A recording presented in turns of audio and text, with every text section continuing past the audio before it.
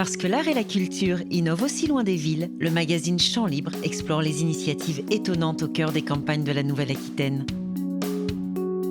Pour ce nouveau numéro, cap sur la Corrèze avec le Gour Noir et le renouveau de son festival de l'Aluzège. Dans notre rubrique Vue, le photographe basque Ion Cazenave fixe la magie des paysages des deux côtés de la frontière. Du bout du monde, en compagnie de la chanteuse Julie Lobato et de ses musiques d'Orient et d'Asie mineure. Rencontre à Angresse avec Lydie Arix, l'ogresse de l'art.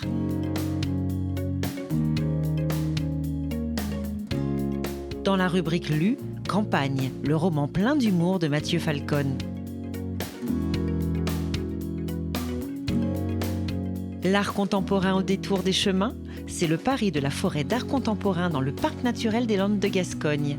Des œuvres monumentales aux plus secrètes à découvrir dans notre grand format. Champs libres, loin des villes, le magazine des arts et de la culture en Nouvelle-Aquitaine, ça commence.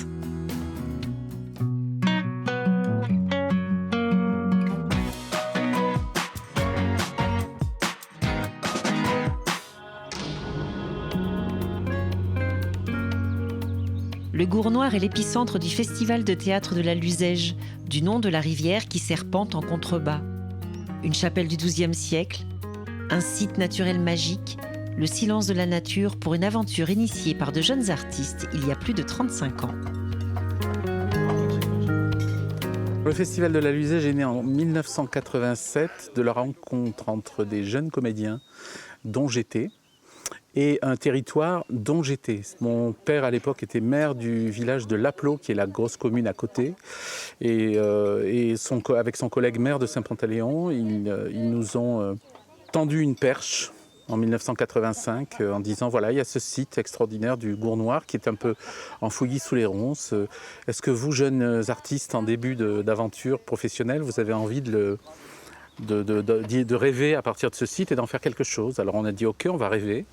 On a commencé à prendre les pelles et les pioches avec les gens du pays. Et immédiatement, on a eu effectivement envie de commander un texte. On a fait une commande d'écriture à un auteur sur une histoire liée à ce site pendant la guerre de 100 ans.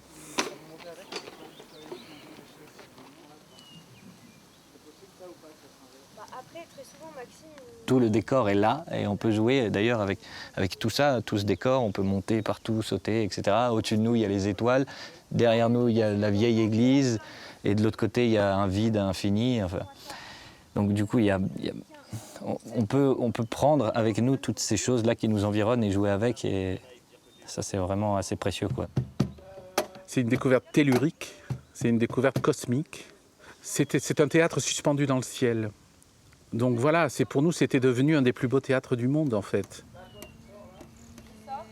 J'ai commencé à être comédienne pour le festival en 2010 et j'ai continué jusqu'à 2017. Et cette année-là, Philippe, l'ancien directeur, il a posé la question, en fait, est-ce que ça intéresserait quelqu'un de reprendre le flambeau ? Et on est 4 à avoir levé la main. Et ce qui nous réunit, je crois, c'est vraiment ce rapport à un théâtre populaire, je dirais, qui, oui, est assez proche du théâtre de Tréteau par sa forme et par son itinérance, mais qui se fonde à 100% sur le lien qu'on a avec le public. Quelle est cette harmonie ?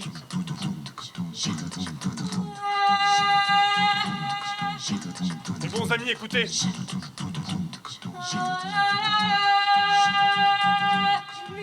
Pendant 30 ans à peu près, le festival de l'Aluzège était donc localisé ici. Et depuis 4 ans, on s'est mis à tourner dans divers villages de Corrèze. On essaye de toujours réfléchir à notre adaptabilité, de toujours savoir que des fois on va jouer sur des places de village, sur des parkings, dans des salles polyvalentes, et puis de temps en temps au Gour Noir.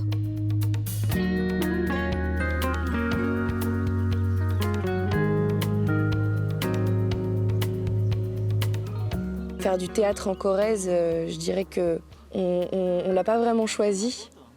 C'est plutôt le territoire qui nous a appelés, le public qui nous a appelés. je pense que c'est une vraie nécessité pour nous d'être là. Parce que ça fait sens, en fait, d'être là et d'être face à des gens qui sont d'une ouverture assez incroyable, en fait. Je n'ai rien fait que par amour pour toi. Assieds-toi car il faut que tu en saches plus long. Vous avez souvent commencé à me dire ce que je suis. Mais vous vous êtes arrêté et m'avez abandonné à une inutile curiosité en finissant par me dire « Attends, pas encore ». L'heure est maintenant venue. Voici le moment même qui t'invite à ouvrir l'oreille. Obéis et sois attentif. Peut-être que j'en avais une autre image avant de débarquer en Corrèze. Maintenant, je pense que la culture est assez active finalement sur le territoire corrézien, même dans les campagnes les plus reculées. Et je me doutais pas de ça. Courage, le petit cœur! Souffle en crever, c'est capitaine, comportez-vous en homme! Je vous en prie, maintenant, restez en bas! Vous gênez la manœuvre! C'est le roc du Grand Noir, ça apporte vraiment une dimension magique et habitée en fait. Il y a plein de gens qui le ressentent très fort, ça, cette ruine, on ne sait pas ce qui s'y est passé, on ne sait pas ce qui s'y est vécu, mais c'est sûr qu'il y a des fantômes, il y a des choses qu'on sent, qu'on ressent. Et il y a à la fois cette pierre très, très dure, très carrée, très saillante dans le paysage, et en même temps il y a cette ouverture énorme sur la vallée qui nous donne un souffle d'air grandiose pour jouer n'importe quel spectacle, mais encore plus pour jouer la tempête. On est isolé. Il n'y a pas de réseau, il n'y a pas de téléphone, il n'y a rien. Tout ce qui se passe, c'est ce qu'il y a au plateau entre les acteurs et les spectateurs. Donc pour nous, c'est magique à chaque fois.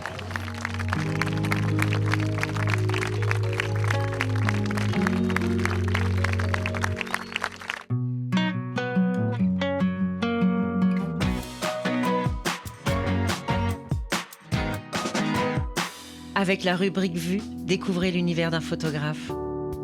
Rien ne prédestinait le Basque Jon Cazenave à la photographie, lui qui a fait un début de carrière dans la finance. Il est pourtant aujourd'hui l'une des plus grandes signatures de Schkadi. Avec sa série Galerna, il propose une plongée subtile et pleine de mystères des deux côtés de la frontière du Pays Basque. Entièrement en noir et blanc, ces images sombres et profondes sont paradoxalement un hymne à la lumière. La recherche de cette lumière utérine, dense et intime, est devenue une obsession pendant de nombreuses années, précise l'artiste. Si le point de départ de cette série a été le conflit politique basque, le regard de Jon Cazenave a évolué au fil du temps pour aboutir à un imaginaire intemporel et universel. Un voyage initiatique au cœur de ses propres méandres. Dans cette plongée en lui-même, le contact avec la puissance et la force presque tellurique de la nature a joué un grand rôle. Je ressens très intensément le paysage. Je le contemple avec vénération. J'essaie d'entrer dans son mystère. Je cherche à ressentir le mouvement caché derrière la forme extérieure, explique le photographe. Parmi ces moments de grande intensité, sa traversée des Pyrénées durant l'hiver. Cette saison me permet de me connecter au silence et à la terre. Le blanc des montagnes génère une sensation d'abstraction qui m'a aidé à affiner mon langage photographique, dit celui qui saisit aussi la singularité des hommes et des femmes qui peuplent ce territoire pour des siècles et des siècles.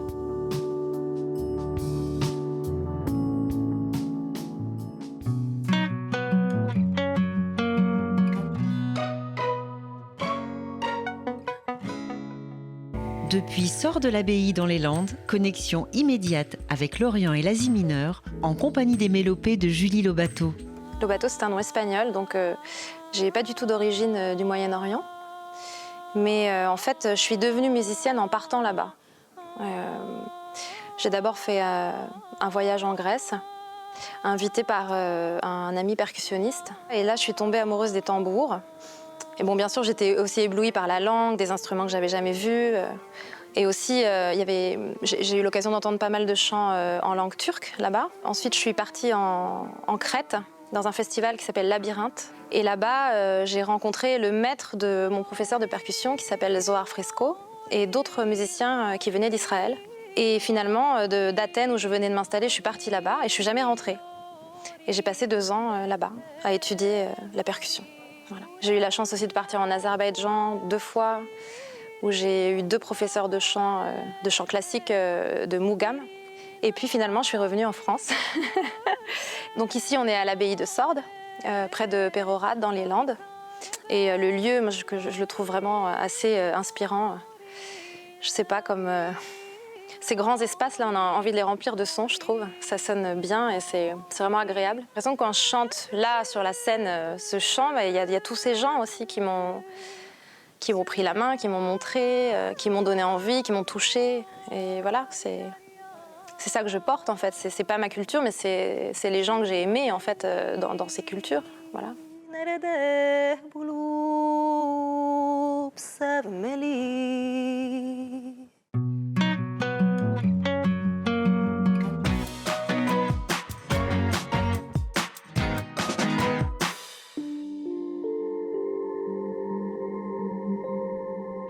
Peintre, sculptrice, performeuse, Lydie Arrix est une artiste à l'univers singulier.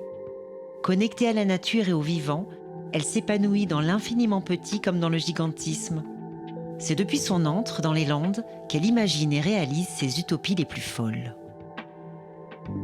Je suis un peu tombée dans le pot. Je fais des choses avec mes mains, peinture, sculpture, et puis tout le reste, hein, tout ce qui tombe sous la main, comme une évidence. Dans l'écriture, il y a des flux comme ça, il y a des espèces de grandes tourmentes, des grandes équinoxes, et puis il y a des petits moments où on écoute le vent, où il se passe très peu de choses, le tremblement d'une rosée sur une herbe.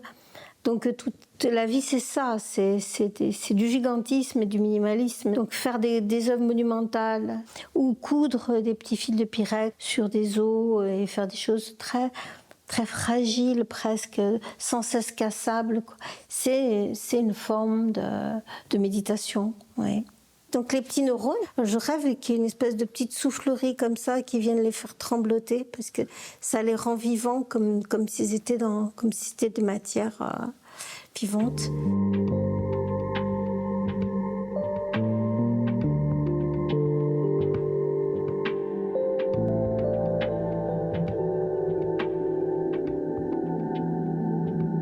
Très vite, je me suis aperçue que je ne pouvais pas ne pas ressentir l'énergie de la terre et de la nature. En me rapprochant de la nature, je me sens vivre parce que je vis à travers cette nature, à travers ce dehors, tous les rythmes qui la traversent. C'est même encore pas assez sauvage. Je partirais bien encore un peu plus haut, quoi.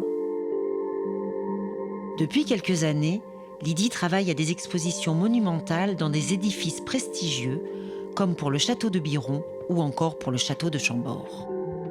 On investit des espaces qui ont déjà une écriture lourde, chargée, une histoire, et on vient à l'intérieur de ça ouvrir la page d'un conte et rentrer dans notre propre histoire. Au niveau de la création, ça démultiplie des nouveaux gestes aussi. Donc ça, c'est pour l'aile est, hein, c'est ça.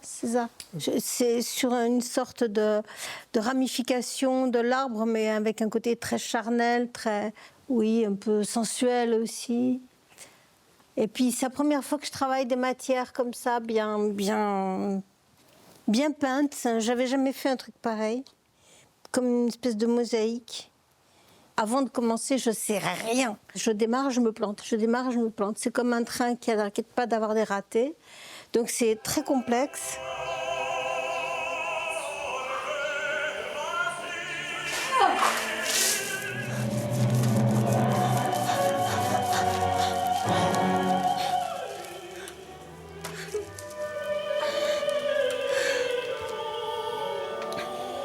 J'ai travaillé avec beaucoup d'autres, mais je travaille principalement en famille avec Alex, mon mari, qui est photographe, et notre fils César.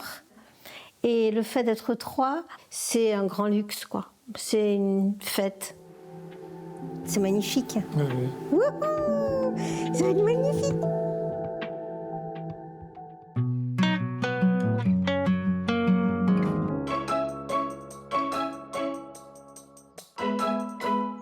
Ils ont vendu cette terre achetée aux paysans qui ont toujours besoin d'argent, depuis qu'on en a fait des agriculteurs endettés pour des siècles.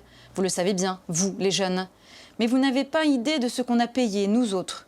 Ils l'ont vendu avec ces petits bois qui cerclaient les champs et servaient de refuge au gibier, qui abritaient rongeurs et moineaux. Ils ont vendu le tout à quelques entrepreneurs, à quelques artisans du bourg et des environs, qui y ont fait pousser des maisons prétentieuses, pardonnez. J'ai choisi Campagne de Mathieu Falcon parce que je me suis complètement retrouvée dans ce livre. Campagne, c'est l'histoire de ce village qui a connu une première vague d'arrivée de citadins dans les années 70 et une deuxième vague aujourd'hui, dans les années 2010-2020, de ces citadins qui en ont assez de la ville et qui viennent pour vivre vraiment, vivre à la campagne selon leur idée. Et ce qui est très drôle, c'est que leurs idées sont souvent en confrontation avec les idées des gens de la campagne, les gens qui sont là depuis toujours. Et donc ça donne lieu à des situations assez cocasses et racontées avec un peu de cynisme.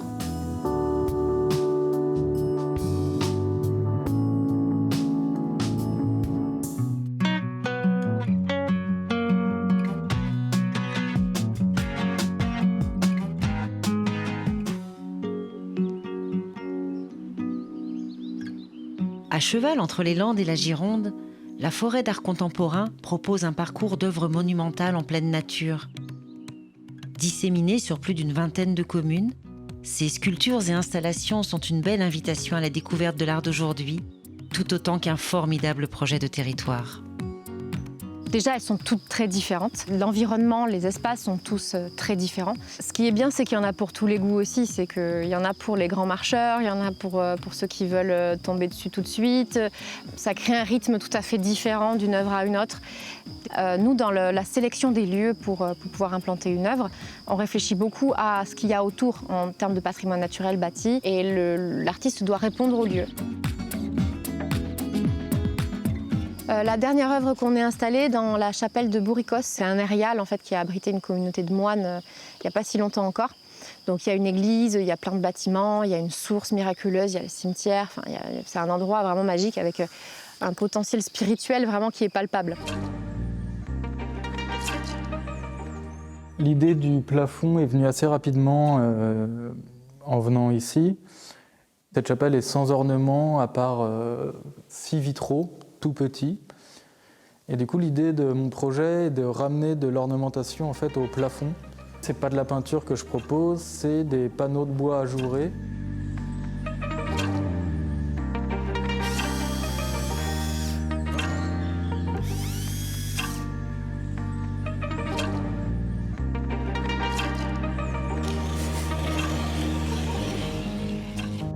L'idée, c'était de mettre en lumière, en avant, en valeur ce plafond qui était très sombre. Là, on a gardé vraiment les parties importantes de la charpente et elles ressortent, les belles lignes ressortent. Et en fait, c'est voilà, deux choses qui se nourrissent l'une l'autre.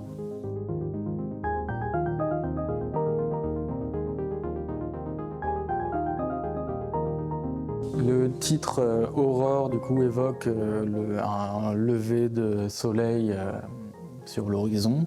Et ça me semblait assez judicieux ici, parce que la lumière s'allume progressivement quand le spectateur arrive dans la chapelle.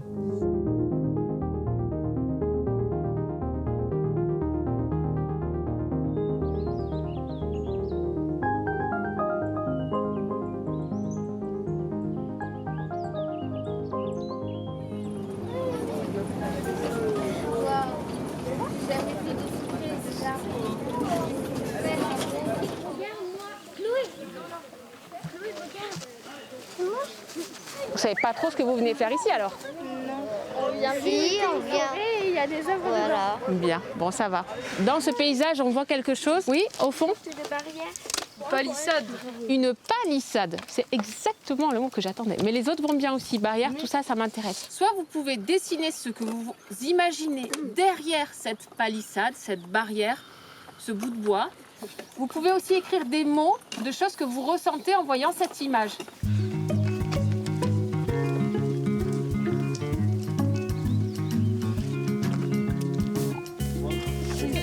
J'ai fait une pierre avec des couleurs. On va aller découvrir. Ce que je peux vous dire, c'est que vous êtes loin d'avoir trouvé ce qu'il y avait vraiment derrière. Sérieux? Alors on va aller voir. Eh mais c'est une sorte de table. La table, c'est une œuvre d'Alain Domalaga, une œuvre monumentale qui n'est pas perceptible dans son entièreté au premier abord, que l'on découvre au fur et à mesure d'une balade. Je pense que c'est très important pour la forêt d'art contemporain aussi, cette notion d'aller chercher l'œuvre progressivement dans un cadre naturel. Et donc, c'est une palissade à première vue. Et quand on arrive à l'œuvre, on se rend compte que c'est une table géante. Je pense que les enfants sont interpellés par des œuvres qui les dépassent, des œuvres monumentales. On a l'impression qu'on peut toucher, tourner, être plus en contact et plus à même de communiquer avec les œuvres que finalement dans un espace urbain ou dans un espace muséal. Ils se rendent compte que c'est pas parce qu'on est à la campagne qu'il n'y a rien. Moi, ça leur fait prendre conscience que l'art peut être partout, même dans les zones les plus reculées.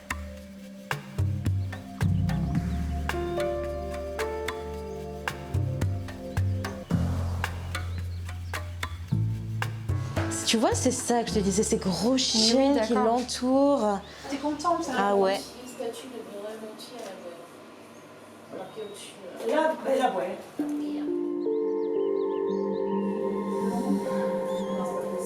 Alors nous sommes dans le village de Solferino, créé par Napoléon III.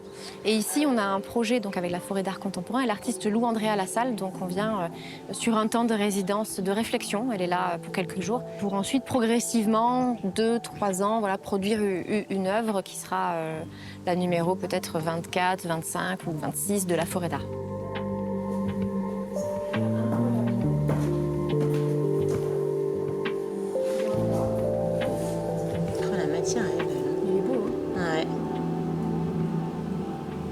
J'ai demandé à venir visiter ce musée, malgré le fait qu'il soit tout abandonné et qu'il y ait très très peu de visites, puisque c'est vétuste et peut-être dangereux. Et voilà, je voulais voir ça pour m'inspirer aussi de forme et de graphisme. Et je cherche un bestiaire en fait, donc je voulais voir cet aigle aussi, principalement, j'avoue. Lorsqu'il y a des artistes qui viennent travailler donc, sur le territoire, généralement Lydie Palaric me demande de raconter un peu les traditions et de les ouvrir un peu sur les contes et légendes de notre pays. Lou Andrea avait des questions sur le bestiaire autour des histoires, des contes. On a échangé là-dessus sur le bestiaire un peu fantastique qu'on peut trouver dans notre lande. Le Bécut, au départ, oui, donc c'est un homme avec une tête d'oiseau, parce que Bécut, c'est bec. Oui, mais ça me dit quelque chose. Ouais. Et après, c'est devenu, dans l'iconographie, le cyclope, en fait. Le géant avec un œil au milieu du front.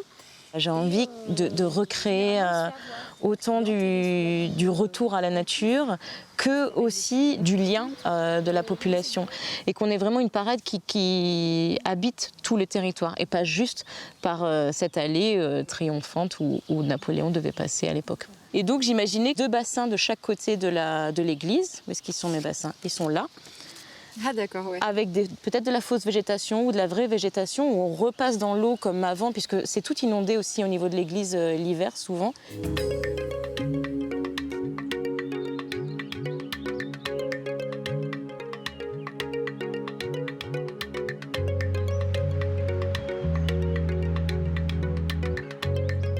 L'enjeu, il est multiple en fait. Il est que sur ce territoire-là, on n'a pas forcément accès à de l'art visuel facilement. Il faut prendre la voiture, il faut aller dans les grandes villes. Donc rendre accessible des œuvres d'art pour tout le monde, tout le temps, gratuitement.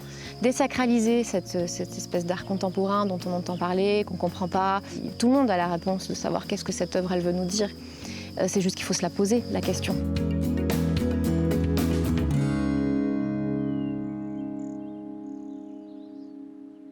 Dans le prochain numéro de Chant Libre, cap sur le Lot-et-Garonne avec un focus sur le tiers-lieu La Maison Forte. Au bord du littoral atlantique, découverte du beach art de Sam Dogados. Dans les Landes, connexion avec la Jamaïque en compagnie de David Quérol. Rencontre dans la Creuse avec la plasticienne Delphine Ciavaldini. Prendre des loups pour des chiens, le roman noir d'Hervé Lecor dans le sud Gironde. En bord de Garonne, le festival Ruez-vous dans le petit village de Rayons. Chant Libre, loin des villes, le magazine des arts et de la culture en Nouvelle-Aquitaine.